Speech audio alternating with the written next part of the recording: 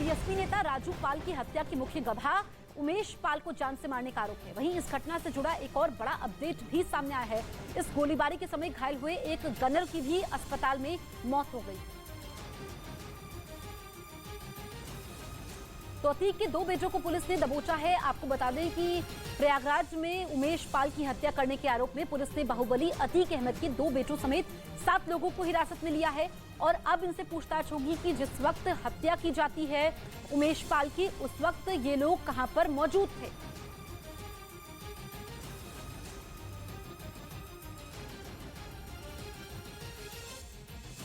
और इन दोनों लोगों की मौत की वजह है कुछ बदमाशों की तरफ से की गई फायरिंग। आरोप है कि प्रयागराज में उमेश पाल पर उनके घर के ठीक सामने अंधाधुंध गोलीबारी की गई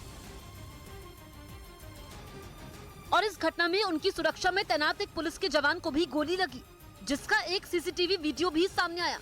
आरोप है कि जैसे ही उमेश पाल अपनी कार से उतरे, वहां पहले से छिपे कुछ बदमाशों ने उन पर गोलियां चलाई और कार के ऊपर बम से हमला कर वहां से फरार हो गए। भांजा उठाया, जो भी वहाँ का जो भी सदस्य था, तो मेरा मामा को गोली लग गई, हम लोग अस्पताल लेके जा रहे हैं। इस फायरिंग की वजह से उमेश पाल की तो मौके पर ही मौत हो गई। वहीं उनकी सुरक्षा की जिम्मेदारी संभाल रहे 2 पुलिस वालों को भी गंभीर हालत में अस्पताल में भर्ती करवाया गया, जहां उनमें एक की मौत हो गई। उमेश पाल की डेथ हुई है और जो गनर है उनके साथ में, उनमें से एक अभी क्रिटिकल कंडीशन में है। उमेश पाल साल 2005 में बीएसपी के नेता राजू पाल की हत्या के केस में मुख्य गवाह थे और उसी की पेशी के लिए कोर्ट गए हुए थे, जहां से लौटते ही उनके ऊपर कुछ बदमाशों ने गोलियां चलाई और उन्हें मौत की नींद सुला दिया,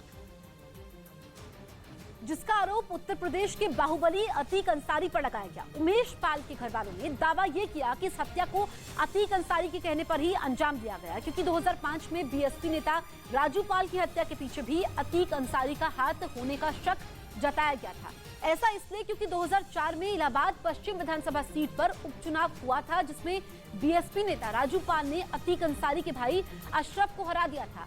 आरोप यह है कि इसके कुछ दिनों बाद 25 जनवरी 2005 को बीएसपी विधायक राजू पाल की गोली मारकर हत्या कर दी गई थी, जिसके लिए बाहुबली अतीक अहमद और उसके भाई अशरफ को जिम्मेदार माना गया था और इसी हत्याकांड के मुख्य गवाह के तौर पर उमेश पाल कोर्ट में पेशी के लिए गए थे, जिन्हें ठीक उसी तरह से मौत की घाट उतार दिया गया जैसे 2005 में राजू पाल को उतारा गया था। दिन दहाड़े हुए इस हत्याकांड से पूरे इलाके में सनसनी फैल गई और अतीक अहमद के घर पर दबिश देकर उसके 2 बेटों समेत कुल 7 लोगों को हिरासत में ले लिया। जानकारी के मुताबिक पुलिस ने अतीक अहमद के जिन 2 बेटों को हिरासत में लिया, उनमें एक 12वीं और दूसरा 9वीं क्लास में पढ़ता है। इसके अलावा वहां मौजूद उनके 4 दोस्तों को भी पुलिस ने पकड़ लिया। साथ ही घर में काम करने वाले नौकर से भी पुलिस पूछताछ करेगी। बताया गया कि पुलिस अतीक अहमद के बेटों को हिरासत में लेकर उनसे सवाल जवाब करेगी कि उमेश पाल पर जिस वक्त गोलियां चली वो कहां थे। इसके अलावा पुलिस ने घटनास्थल से 2 संदिग्ध लोगों को भी दबोचा है, जिनसे इस फायरिंग की घटना के बारे में पूछताछ की जाएगी।